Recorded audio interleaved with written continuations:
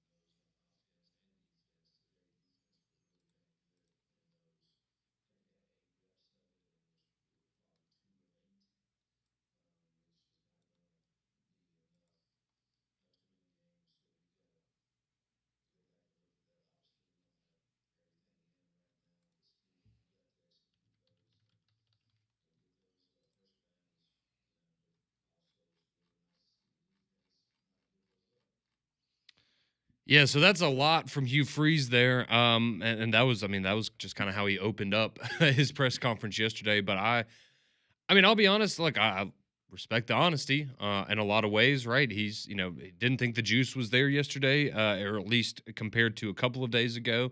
Seems like maybe that was more on the offense than the defense a little bit, because the defense, as you heard there, kind of dominating some of the drills later on in practice for them yesterday. But hey, I mean, we can say what we want about him, but again, I respect he'll come out there and say, "Hey, this is something we worked on in practice today. We did a poor job of it, and this is, reflects why we haven't been winning football games, and so we need to figure out a way to get that fixed." Now, maybe that's not what you want to hear if you're an Auburn fan. That we're still dealing with these same issues. But at the end of the day, I respect the transparency of him letting us know what's going on, what he's seeing, and what needs to continue to get better. And I brought this up the other day that you are going to, especially nowadays with the whole, off day during camp. The expectation is that next day you have got to get that thing rolling because you've already been given the off day. Yeah. So that's why he's frustrated of, we gave What did we give you a day off for? Exactly. So it's, why did we give y'all a day off? Y'all can come out here the next day and be flat. Like, it's mind-boggling. And to his point, too, I agree with you. I love his honesty of saying, we in these third down situations, and we're still having the same mistakes.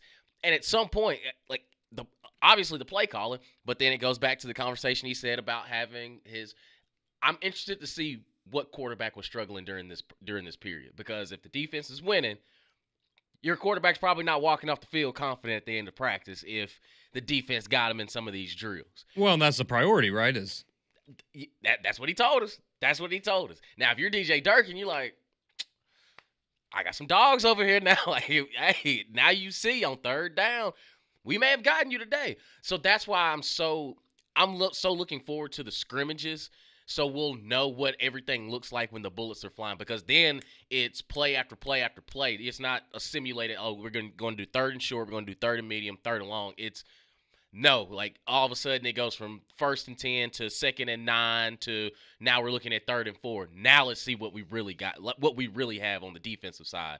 But no, I commend Hugh Freeze for straight up saying, like, Monday was a better day. Yeah. It was a better day.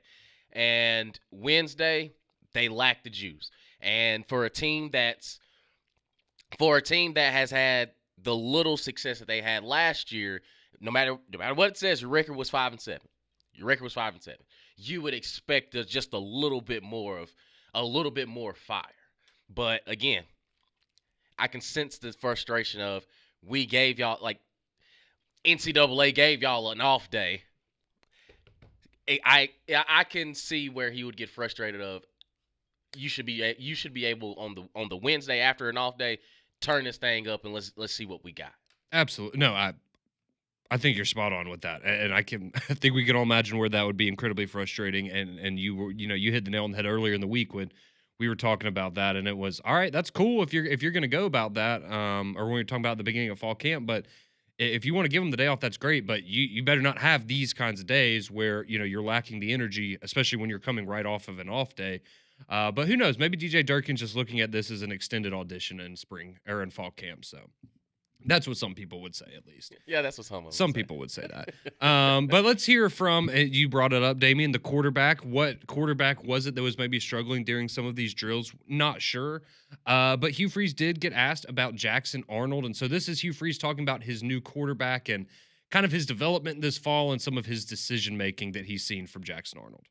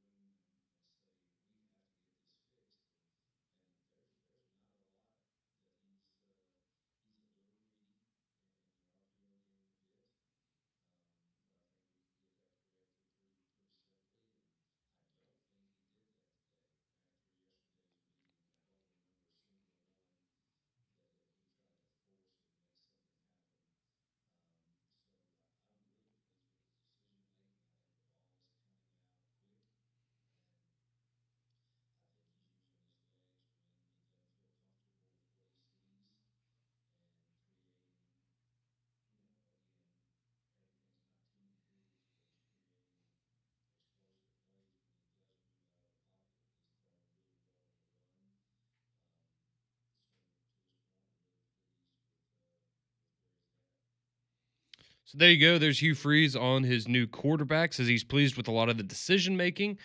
Been greedy at times in the RPO game, but it seems like that's improved even just over the last couple of days after sitting down and talking with Jackson Arnold about it. So does that give you anything you heard there, Damian? Does it give you any concern about the quarterback position for Auburn? It's good to know he's not making the same mistake twice. Yeah. If the coach can have a meeting with you, discuss some of the things that, hey, don't want to do this, maybe you should have given this, maybe you should have, pulled this. Having those conversations when it could be a little bit of a gray area and he doesn't go out there and doesn't make the same mistake, we can work with that. Yeah, that's certainly a good thing to hear. And again, it's going to be a process, right? Especially with a guy like Jackson Arnold, right? Like he had issues last year that a lot of them were out of his control. But I mean, there are always ways that you can continue to develop and improve as a quarterback within yourself. So it's good to hear, like Damian said, that he seems to be learning from his mistakes and not repeating those because that certainly was a problem with the last guy at times.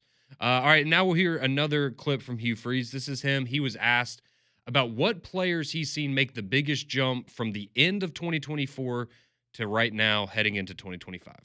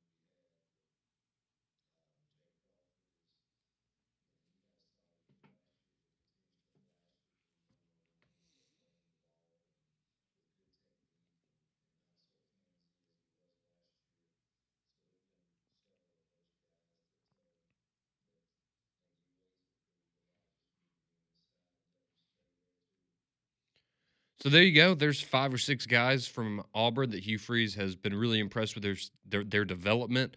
And you have 2 wide receivers in that group as well. So that just, again, goes to show you why we've kind of talked about, yeah, Cam Coleman and Eric Singleton are going to be great, but you got some dudes right behind them that absolutely would be in line, you would imagine, to start at a lot of other schools in the SEC were they not at Auburn this year. So a couple of other notes from fall camp there from Hugh Freeze yesterday. He did kind of briefly mention the whole recruiting thing. And because, again, remember, August 1st was the day that we were going to find out, a lot about the house settlement and how real are a lot of these deals, where a lot of false promises made. And haven't really heard a whole lot about that.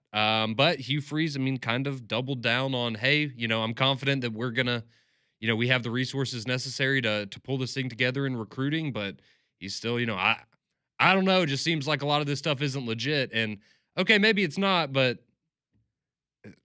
I'm sorry. You're still the only team that's operating this way, and nothing's come of it. So I will leave that up for other people to judge. But in my opinion, it feels like they missed on this one. It feels like they thought they were doing the right thing. Which, hey, I applaud them for thinking they were doing the right thing. But this is college football we're talking about. You can't be messing around, and especially with a program that's been stuck in the mud for over 5 years now. Feels like that was a big miss on their part. So we'll see if that continues to be the case or not. He also complimented Alex McPherson, said that he's still, of course, has some complications from his illness that unfortunately he's been having to deal with, but he's still been out there on the practice field. He's been automatic when he has been out there, but still just trying to get his health in check and everything ready for the start of the season. But all things look to be good there with Alex McPherson right now.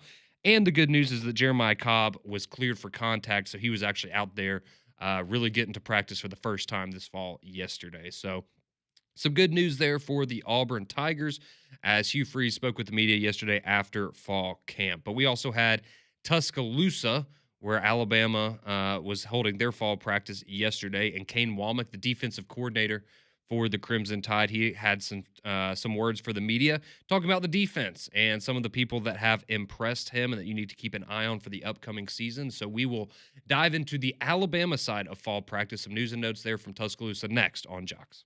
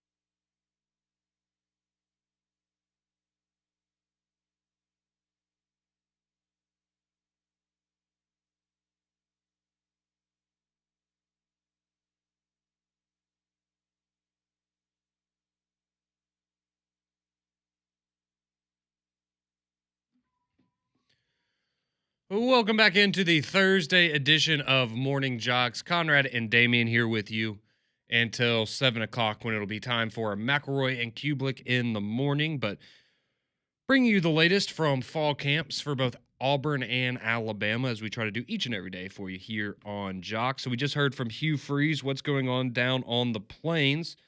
So let's get to a little bit of Alabama news down there in Tuscaloosa. As yesterday, you didn't get Kalen DeBoer, but you did get Kane Wommack. So we got Ryan Grubb the other day. Now you got Kane Wommack yesterday. So getting a little bit of the coordinators in there before the first scrimmage comes up on Saturday.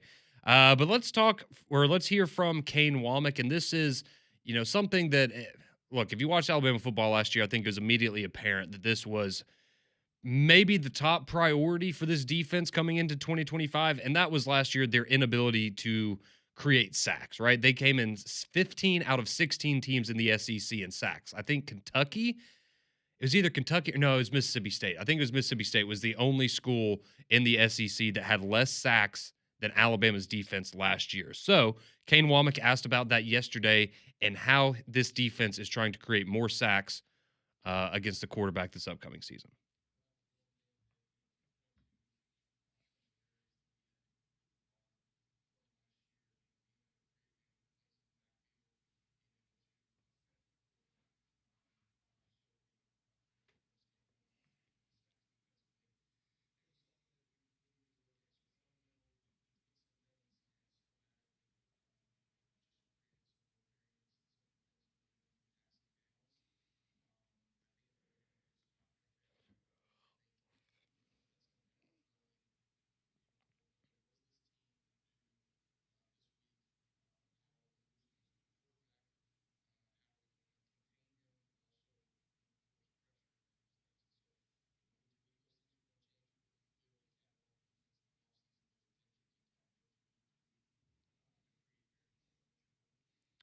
Yeah, so that's absolutely going to have to be better for the Crimson Tide this upcoming season. And I mean, last year, at least to me, and I mean, you can tell me if you don't agree with this, Damien, but it felt like, they did a good job a lot of times of getting pressure on the quarterback. It's just they couldn't finish a lot of those plays. And I think that was the frustrating part too, I'm sure for Kane Wommack and that staff, but also for, the fans watching these games. You're going, all right, so we're we're breaking through the line of scrimmage, right? Like we obviously know how to put pressure on the quarterback and get in the backfield.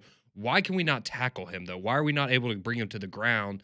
And I think that's really where, when you look at, how can you create more sacks, it's going to be, guys like LT Overton were menaces last year. They just couldn't tackle. So you need to tackle this year.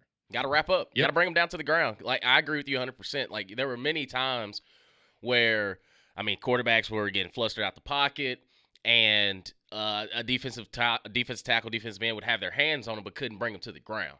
Now it's all about technique, and, again, with all the rules of protecting the quarterback, you can't put all your body weight on him and things like that, but you still can rattle his cages by getting that much pressure, but now turning those pressures into sacks and truly getting hand on cloth and bringing them down. And I think that these guys, from what we've seen, the first couple days, they're talking about, the defensive line. Yeah, they've chiseled out a lot more than they were last year. Like, they made it a point of, we're going to make sure we're going to be able to be in shape. Yep. And we can be as deep as we need to be. But, yes, as far as putting the quarterback into the dirt, yes, I do think that Kane Wommack is itching at the bit to make sure that when we're applying this pressure, we're getting the quarterback down.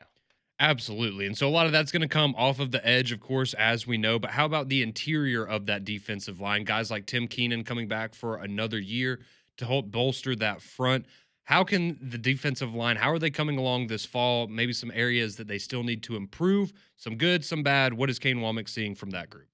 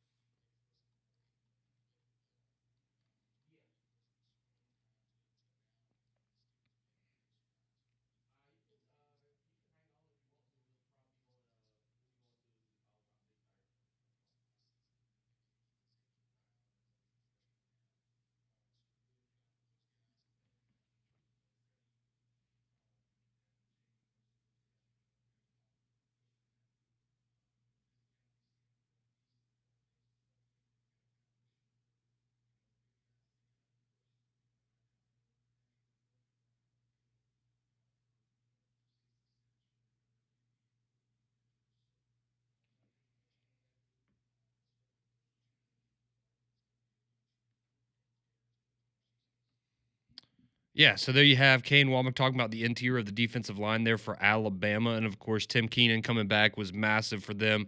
You got James Smith, a guy with a little bit of experience as an upperclassman now. But behind them, he mentions guys like Jeremiah Beeman, Edric Hill, some others. I mean, these are sophomore and freshmen and guys that, they're going to have to – some of these guys are going to have to play, right? You're going to have to be able to rotate these guys in and out. And so how quickly they can develop could be a big thing to watch for Alabama, at least defensively, this upcoming year. So we'll wrap up with Kane Wommack with some high praise for a player on the Alabama defense. He says, this is a team of freaky athletes, but this guy right here, this is the freakiest athlete of them all.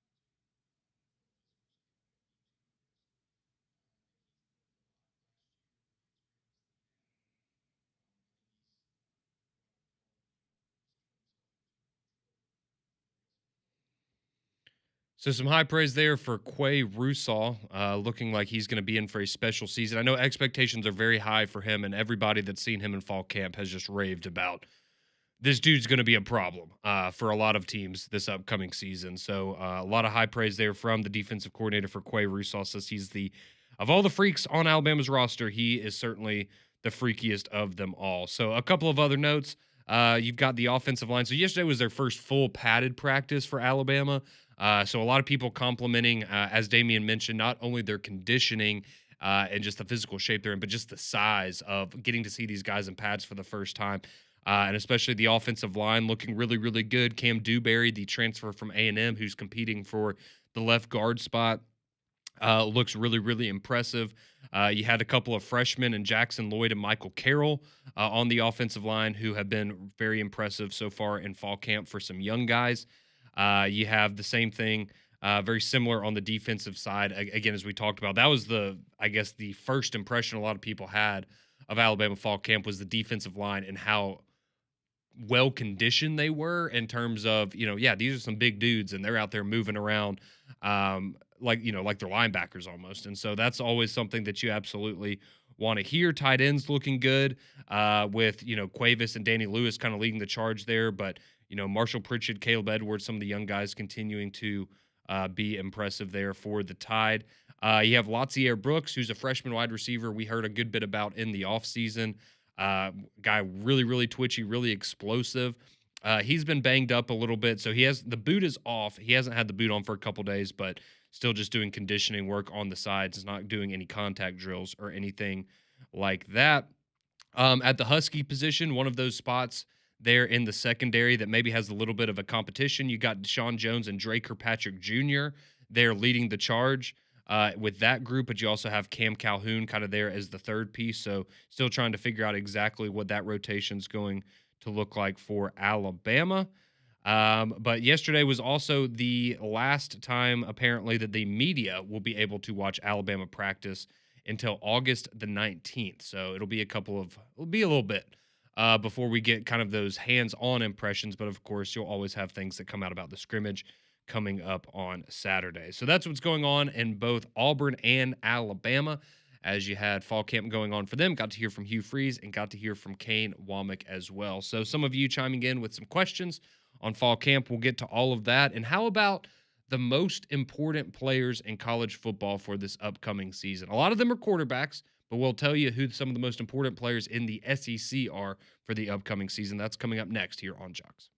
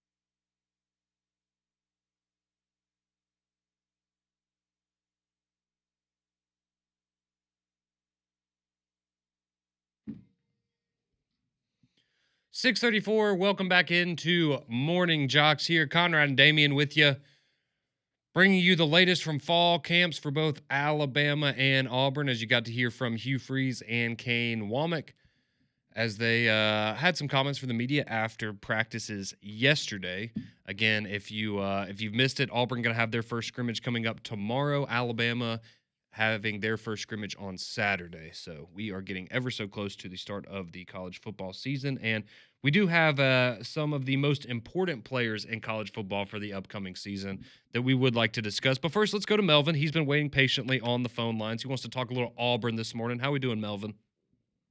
Hey, how you doing, Conrad, Damian? It's been a while, man, since I got a chance to call in and ask you guys some questions. But I just want to know, like, do y'all like the other man that it's like Hugh Freeze is like in a no-win type of situation?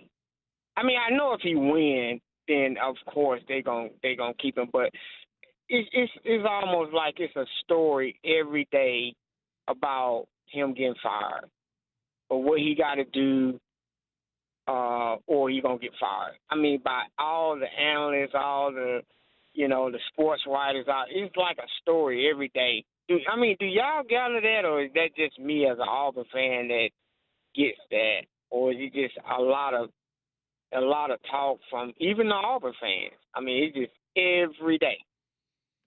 I look at it like this, Melvin, and it's warranted a discussion. So, as an Auburn fan, like, what are your expectations for the team? My expectations for this team with the talent that we have accumulated through transfer portal and through recruiting, I don't think we should do less than an 8-4 this year. I mean, does that sound feasible? And Absolutely, yeah. Right, and that's the thing. If you don't get 8 wins and you still find yourself in that 6 to 7 win category, how much time do you really have to give a coach in order for it to go from 7 to 8 to 9 wins? And if they haven't shown you, or I'm not even going to say, because he's done a great job in recruiting, but on the field, if the product is still looking average to just barely above average, at some point, when do you think that you have to pull the plug? I mean, of course, that's not my decision, but to like, I guess, push back on what you said, Damian, you gotta admit, man, a lot of times the ball just did not bounce our way last year. I mean, whether that came down to a field goal, interceptions, not scoring in the red zone, what have you. That's just how I saw it, and That's just and bad situational football in a lot of cases, though. And I think that's where a lot of that in people's mind goes back on the head coach. Because if he's better in those situations, yeah, you probably, instead of winning 5 games last year, maybe you win 7 games last year, or even 8. But, I mean, I guess my frustration comes from, I'm an Auburn fan, and it's like I never hear our fans get behind our coach. I never hear that. It's always, fire. I mean, that's just, we really don't need to fire a coach, not for real, in my opinion. But I mean, take for instance, last year against Arkansas, Damari Austin is running for a touchdown. He is like 2 yards from the end zone and fumbling the ball. Yep. Mm-hmm. But that's the thing, though. You can't cut players. Okay, but you can't cut players. You done played the game. You done played the game. You've played the game. Okay, so do you want Jeremiah Cobb to? How does that come back on coaching? So do you want Damari Austin run? Do you want Damari Austin running the ball? Do you want Damari Austin running the football then? I mean, Jacquez Hunter was the running back last year. He can't play. He can't play 70 snaps, and they already weren't giving him the ball anyway. Who do you blame for the Oklahoma game, Melvin? when Peyton threw that interception to that linebacker, he ran it, 70 yards? Okay, why are they calling passing plays in that situation when you're winning a football game in the final minutes and you have Jarquez Hunter in the backfield? I agree with you on that. I'm just saying, it just seems as though it's almost seemed like a no-win type of situation to me. Well, that's how it just comes across. That's how it comes across. So tell me if you agree with this, Melvin, because I think this is part of the thing with Hugh Freeze, is I think there are, I don't know what percentage of the Auburn fan base, but I think maybe a pretty good percentage of the Auburn fan base was never going to like Hugh Freeze because they don't think he's a good person. And I think that kind of put you behind the 8 ball in the fan base. And I think there's a lot of people that would never like Hugh Freeze, even if he wins, because they have a preconceived notion that he's not maybe the best human being. I never thought about that. I gotta admit, I never looked at his past or whatever happened with him at Ole Miss or whatever happened with him and his wife, whatever, his personal life or whatever. I never looked at it like that. Yeah, and I'm not saying that that's fair. I just think that's the reality. I'm with you. I just thought he had a mess to clean up down there, and it's almost like people just like, Brian Harsin. He stated that, he didn't think that was his job to recruit. It was up to his assistant. Oh, I mean, the program right now, I think, is in a much better spot than it was under Brian Harsin. I mean, Brian Harsin is, one of the worst SEC coaches of the last 25 years. So, yeah, no, I mean, he absolutely Hugh Freeze inherited a mess, and I think he's actually done a lot of things very well down there. It's just, again, it's hard, man, when you go into, especially, let's be honest, like, you're in the South, you're in the Bible Belt, and you have a coach that has a controversial past that comes in, like, that's going to be a hard sell for a lot of people and for people to rally behind a guy like that. Well, my last point is that, I think the people that pump money into the program, a lot of them did want Hugh Freeze. Yeah. Now, fan-wise, I guess it does, fall back on, hey, what's your things about integrity and stuff like that. But I guess just me as an Auburn fan, it just seemed like I'm so ready for the season to start because I'm ready for him I really want him to shut him up. That's where I'm at with it. Winning fixes everything just about. Yeah. Well, I'm not going to hold y'all any longer, man. I appreciate y'all taking my call. Absolutely, we Melvin. appreciate you, brother. Great call, man. Appreciate the conversation there. I don't know. I mean, do you agree with what – I mean, because there are just certain situations with – there are people that will straight up never like Hugh Freeze. He could win a national championship at Auburn, and they would still not like him because they don't think that that's morally that he is up to the expectations or the standard of what they have. Yeah, and to your point, it may not be fair, but I believe it's factual. And also, you have to – that's why I asked Melvin about, like, his expectations as an Auburn fan. It's – he's fine with 8-4, which I get, which seems extremely realistic. But also, you have to have the conversation of perception versus actual reality. Yeah. You haven't won more than 9 games since 2019. He's not doing as bad as he's kind of par for the course, no pun intended. Like, it's kind of what you expect. But I would also say, I mean, seriously, I think the program right now, the program is in the best position that it's been in since 2019. Right. Yeah. And that's why I say, like, the perception is he's doing everything right, but on the field, we're still getting the same results. Yeah. That's where the frustration is. It's like, man, we're recruiting at a high level, but yet on Saturdays, it's not making a difference. Exactly. So you kind of I kind of agree with Melvin in a little bit. It's kind of a no-win situation. It's like, I got to win the national championship. And it's like, well, I'm actually doing a lot better than the person that was here before me. Yeah, and I can imagine as a fan of, you want to get excited for a season, you want to rally behind your coach, and it feels like everybody else that you're all supposed to be a unified group as a fan base, and maybe you don't feel that way. You feel like a lot of people are honestly maybe even rooting for him to fail so that they will get rid of him.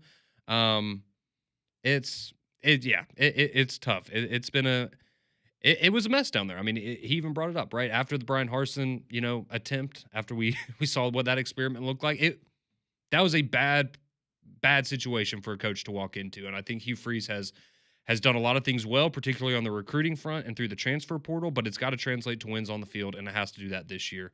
Otherwise, we probably will be talking about Auburn going in a different direction heading into the 2026 season. So appreciate all y'all chiming in. We have a bunch of texts coming in, some of you on the phone lines as well. We want to give you your opportunity to respond. What are your thoughts on Auburn? Do you agree with Melvin? Disagree with Melvin? What are your thoughts on Hugh Freeze and the future of the Auburn program? We hear from you next on Morning Jox.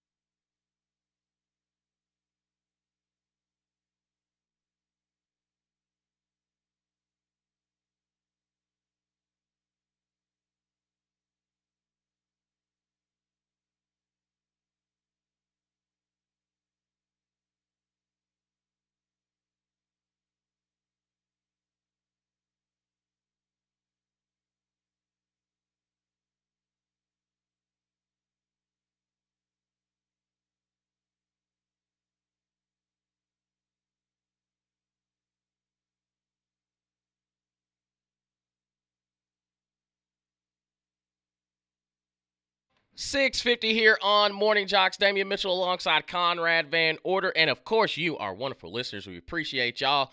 And so much that we want you to help us celebrate the kickoff to college football at the Bill Smith Buick GMC Jox Kickoff Party at Regents Field on Thursday, August 21st. And the only way to go is by winning tickets. To win a pair of tickets for you and a guest, text the keyword Bulldogs and your full name to 205-834-9450. Again, the keyword is Bulldogs, along with your full name to 205-834-9450. Winners are drawn and notified daily. For more information, visit joxfm.com. And we can't wait to see you out there 2 weeks from today. That'll be the kickoff party, so getting very, very close to that. And we have just so many texts, so many calls that are coming in right now, just talking about Auburn football and kind of reacting to Melvin's call that we had last segment. And we'll go ahead and tell you the good news is we will be here with you for a little bit longer. So we are going to we will be here to kick off McElroy and Kublik in the morning with you guys this morning. So if we don't get to your text, we don't get to your calls, hang on, because we will be able to get to you in the 7 o'clock hour as well. But let's go to Big Mac on the phone line real quick. He's been waiting patiently to talk some Auburn football. How are we doing this morning, man? Good morning. Good morning. I feel like a holiday. I don't know why. But how you doing, man? You want to talk some Auburn? The kids going to school. Yeah, that's what it is. Oh, yeah. I was about to say, today's the big day. I know a lot of people taking their kids to school for the first time this year, and a lot of parents probably happy. Get a little time. Yeah, a little breathing room. But no, I had to call and mess with Damian because last year around this time, he got my hopes up saying Auburn was going to go 11-2. That's what you said, Damian? Absolutely not. Damian. Absolutely not. Hey, that's the last time I called in. And I said Auburn's going 11-2. Said they were going to lose 2 games. Hey, bro, you got to wake up because ain't no way I said that with Peyton Thorne at quarterback. I know I ain't say no foolishness like that. Okay. So, I got my hopes up. I started thinking about taking my talents to Tuscaloosa. I don't know. What you think this year? That's what I'm calling. Realistically, I'm thinking somewhere between 8 and 9. Okay. All right. That sounds about. What about you, Big Mac? What are your where are you at with Auburn this year? Oh man, I haven't been watching the SEC as closely as usual this year. I'm gonna go with a strong 8. Okay. As long as we win some tough games and give the crowd something to cheer about, I think Hugh Freeze will be fine. Yeah, no, I think you're onto something there. Appreciate you calling in this morning, man. Especially if one of those 8 wins is Alabama or Georgia, I think you'll have a lot of people that are confident. And look, I think if you win 8 games this year, you should be happy as an Auburn fan. Yeah, that's a significant improvement. It shows you're headed in the right direction. And if you're 8-4, and this is just in my opinion, that probably means that Jackson Arnold was good but not great, and you have a guy behind him who, based on all indications of everything we've heard since he's stepped on campus, Deuce Knight is the real deal. So just saying, you get to 8 wins, you have that waiting in the wings, you probably feel pretty good about things in the direction that they are headed in there. Let's go to Hastings this morning. He's been waiting patiently, wants to chime in on the Auburn Tigers. How we doing, Hastings?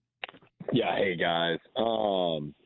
I'm so sick and tired of this Brian Harsin talk, man. Okay, look, first off, you guys are the ones who created the coup to get him out of there, which his first year finishing the top 25 of recruiting, and then in the second year when y'all made up a ruse about him having an affair with one of his student assistants and then wonder, well, why is he not recruiting? Dude was fired before he ever stepped on the field his second year, and then y'all want to sit there and whine, well, it was Brian Harsin. No, it was your own fault.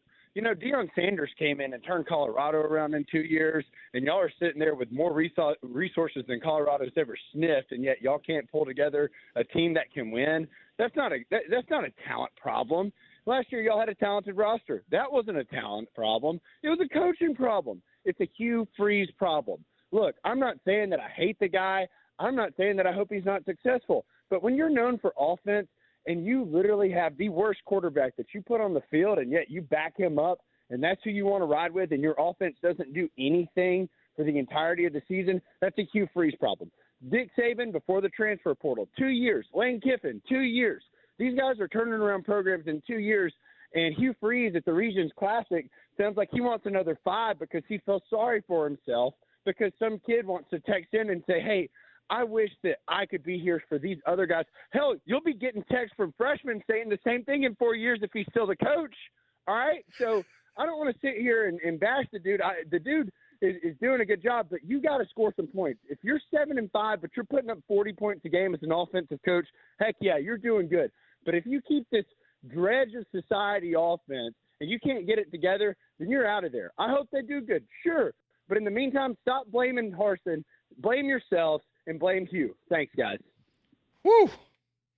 Say it with your chest, dog. Thank you, Hastings. Appreciate you chiming in this morning. Some very passionate comments there from an Alabama fan, worth noting. But we appreciate Hastings calling in, as well as Melvin and Big Mac and the rest of you. So hang on. I know a lot of you chiming in on the text line. We will be back for the start of McElroy and Kublick in the morning. We'll continue this discussion on Auburn expectations and Hugh Freeze next on McElroy and Kublick in the morning.